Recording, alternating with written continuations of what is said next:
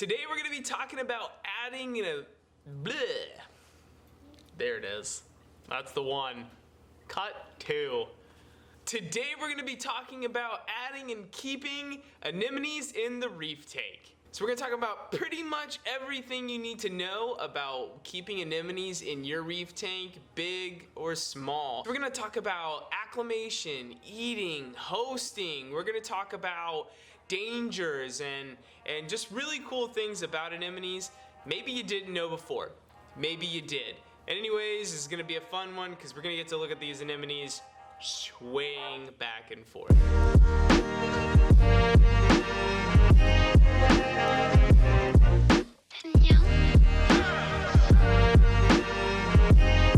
So what's up, guys? Welcome back to Real Reefing TV. I'm Cody Grates and I'm here to help you save time, money, and frustration in the real reefing hobby, sharing my experiences and knowledge. I've had anemones in my tank for, well, as long as I've had a tank, so let's call it about 8 years now.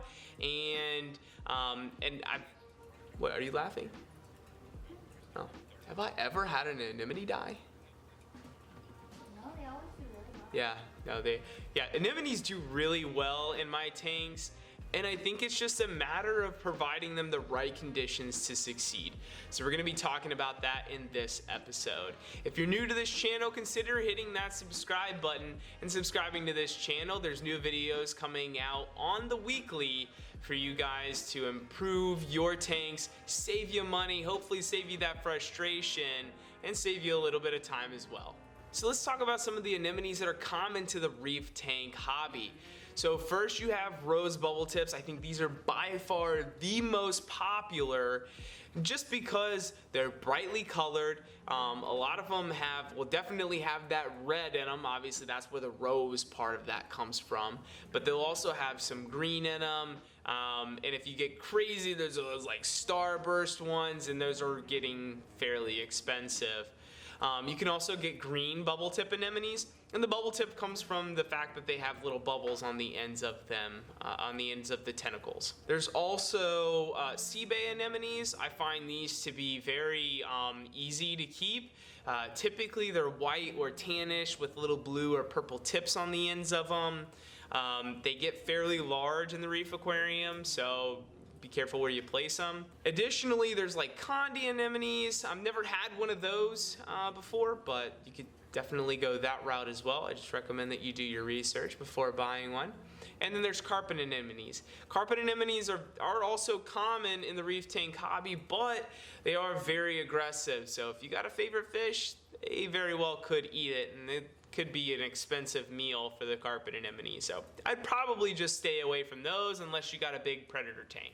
What I would recommend doing is take a look at your tank and figure out where you want to place that anemone. If you want to place it somewhere in the middle of the rock work, rose bubbles are great for that. And sea bays are as well. I've also found sea bays to like to be right at the sand level, except for mine's crazy and it's up right there. But I find that they also like to be at the sand level, right where the rock meets the sand, and wedge their foot under there. Same thing with carpet anemones, that's where they like to be.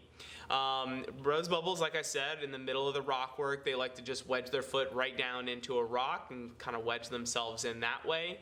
And then one anemone I didn't mention, but should be reserved for those very experienced reef keepers that can, monitor their light and flow and really pay attention to this, is those, I'm gonna botch this, but like those Magnifica retiaries. I'm probably saying that horribly wrong, but they have like a purple stalk. What, am I saying that wrong? They're pretty cool. They get very, very large, but they like to stay at the top of the rock work because they really, really like light. So once you figure out where you want the anemone to be, then pick out the anemone that you want from there. When I'm acclimating something like an anemone or a coral, I like to have whatever container that the coral or the anemone or whatever that specimen is in the water. That way the temperature in the container stays exactly the same as it does outside. Especially if you're going to be acclimating over a long period of time, this is best. That way the temperature doesn't fluctuate in the actual container that you're acclimating. So once you have that in there, then you get a drip in. I would drip it for at least like 30, 45 minutes or so. You want enough to basically double the volume of the water inside of the container that you are acclimating. Once that's done though, you can go ahead and take the anemone out and place it where you want it. Just don't get your hopes up too high that it's gonna stay exactly where you put it. Now yes, if you put it in a place that it really loves, then yeah, perfect, great, good for you, it stayed, that's awesome. But I found that not to be the case 9 times out of 10. They walk around on you and find whatever spot they find is best. Now, one thing you can try to do is, one, pick out a spot that you know that that anemone typically likes to be. I talked about that earlier.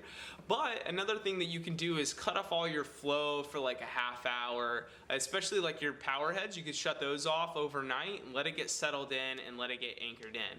Because definitely what you don't want to happen is it to walk around, get on the walls of your tank, and then creep over to your power head and get sucked right in, chopped up into a million pieces, melts in your tank, and it's done, and you just wasted 90 bucks on this rose bubble tip anemone, and now it's gone.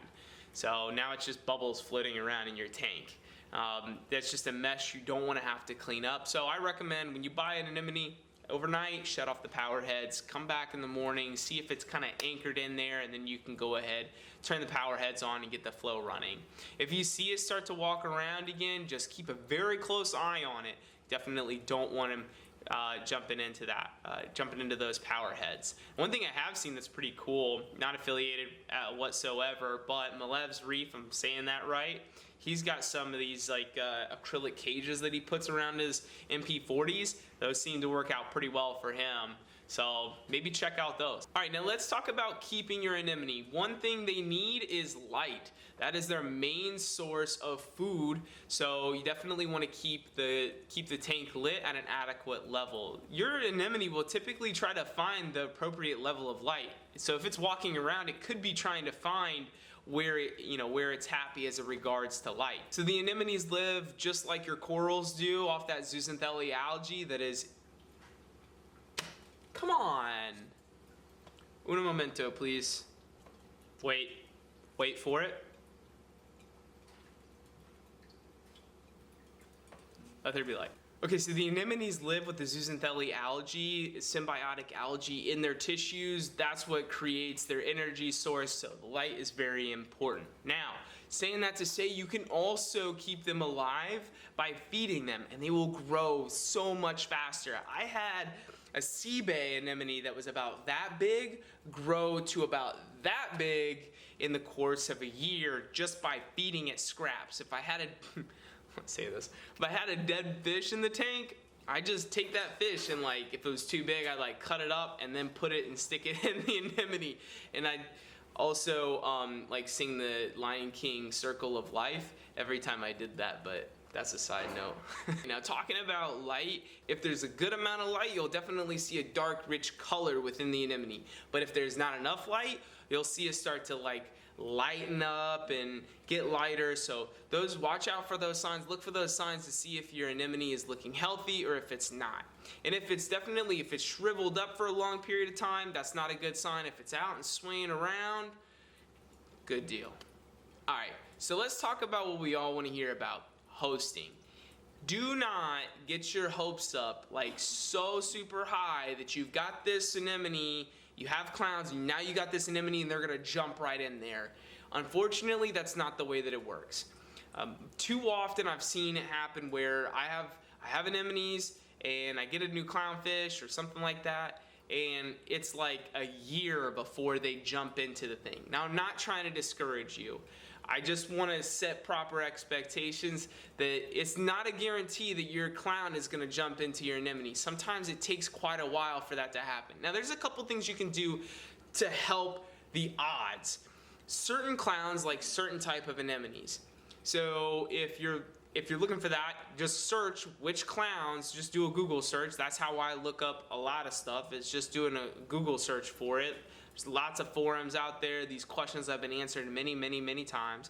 So do a Google search for it and see what clowns host which anemones. Or is it the other way around? The anemones hosting the clown? Doesn't really matter. Clown in anemone, that's what we're looking for. So do a search for that and see what you come up with. If I get an ocellaris, which anemones did they like? And I would do a search for that. And that's the anemone that I would be looking for. Vice versa. If I have an anemone already and I'm looking for a clown to host it, I'm looking for which clowns like my anemone, right? So do that search. That'll definitely help out your odds. The second thing you can do if you're adding a clownfish to a system that has an anemone and you want them to be in there, Malev's Reef, I'm shouting him out a couple times here, but it's just because that stuff's coming to my mind as we're talking, is that he did a video where he basically took this acrylic tube, added the fish through the tube, and the tube led directly to the anemone. Now, if you can't get your hands on a tube, you can basically take them in the anemone, or the clownfish in the net, and as you're putting them in, swoop it down right next to or over top of the anemone. So basically they're like, they have to go into it. If you're buying them together, you could acclimate them and put them into the same bucket. And then hopefully as they're in that bucket for a little while, they seek refuge and try to hide within the anemone, and they bond that way. And then when you put them in the tank, they'll just stay together.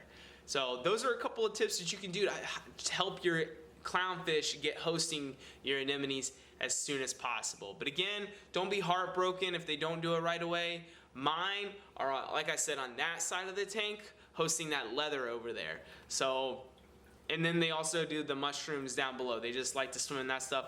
Again, like I said, on the opposite side of the tank. It's just weird. They do weird things. They're just fish being fishy, that's all. So if you want to see some more dope stuff, check out this video over here. Hit that subscribe button right here. And if you're not a member of my Facebook page, drop down in the description below and follow me there, as well as on Instagram. Special stuff I'm doing to the tank, you'll see it there. You'll get notifications of live events, etc., etc., etc. Do it, go follow it. See you guys later. Bye.